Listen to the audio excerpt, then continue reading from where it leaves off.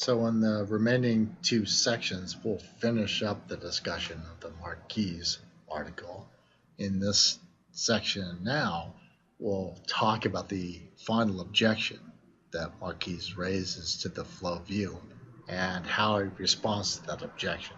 And then in the final segment, we'll look at whether or not that response looks to be adequate and the general worries that the objection raises and whether or not we think those objection or those concerns are adequately addressed by Marquis's reply to the objection. So this last argument that he looks at goes something like this. Look, your argument is based on potentiality, that rights are attributed to entities in virtue of their potential to have a future like ours, their potential to be human beings that enjoy the goods of consciousness. So any act, seemingly on this account, that thwarts a potential human being, that is, prevents the actualization of a future like ours, is wrong, and in fact seems to be as wrong as murder. So on this view, abortion is as morally heinous as murder, because abortion inflicts the same harm on the fetus that murder inflicts on someone.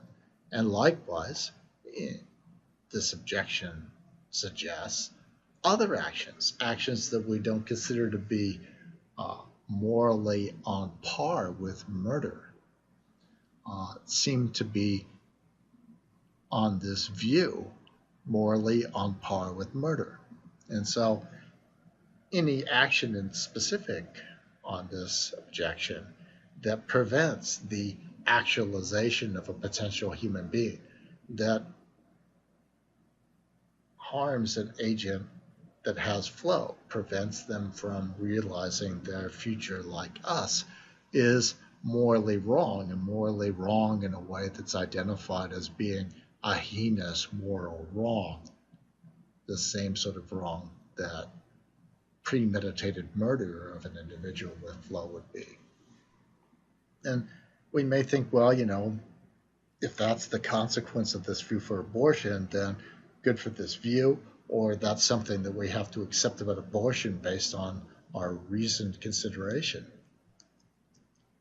But other activities that we don't normally think of as being anything close to being on par with premeditated murder look to have the same moral status on this view.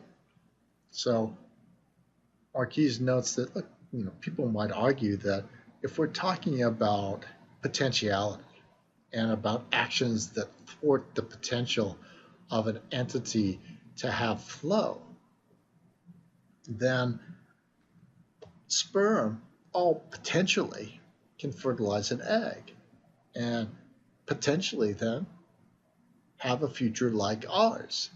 And so any act that prevents a sperm from fertilizing an egg, or for that matter, any act that prevents an egg from being fertilized, seems to be an act that causes harm in the sense that it prevents that egg or that sperm from having a future like ours. And so it looks like on this view, when I engage in abstinence, when I could have engaged in sex that would have resulted in reproduction, that seems to be as morally blameworthy as murder on this account, because it prevents a sperm and an egg from being fertilized, and hence it causes the harm of preventing a future like ours. And similarly with contraception, where you're preventing sperm and egg from coming together. So these acts seem not only morally wrong on this view, they seem not only as morally wrong as abortion, but as morally wrong as premeditated murder on this account. And that seems sort of odd.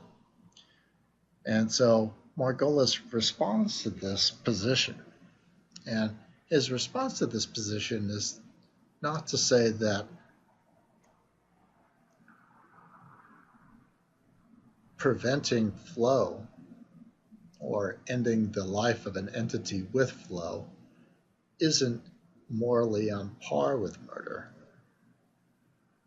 Instead, he says that we can't, in these cases, identify an entity that is prevented from flow.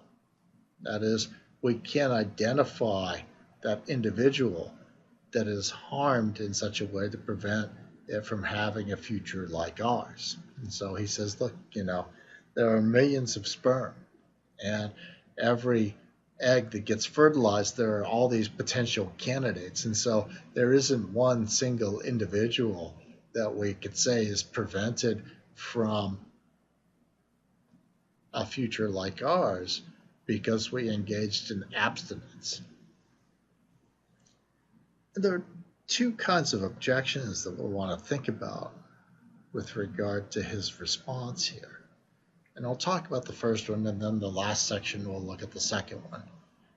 And the first objection might be that someone who forwards this kind of claim will say, look, what you're telling me is that because it's hard to identify the individual that's harmed, that the harm that's caused to that individual isn't morally wrong. And that seems implausible.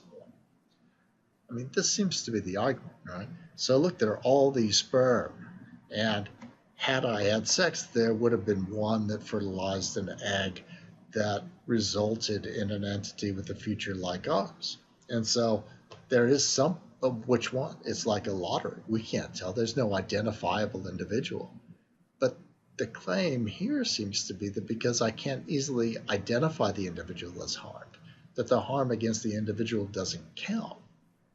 And surely Margolis isn't going to deny that by engaging in abstinence or practicing contraception doesn't in fact prevent some individual sperm from fertilizing an egg, and hence there isn't some entity that has a future like ours but is prevented from the actualization of that future by my act of abstinence. So merely having a hard time identifying the individual harm doesn't seem to in any way ameliorate the harm to the individual. And so in this way, the objection doesn't really seem apt at all.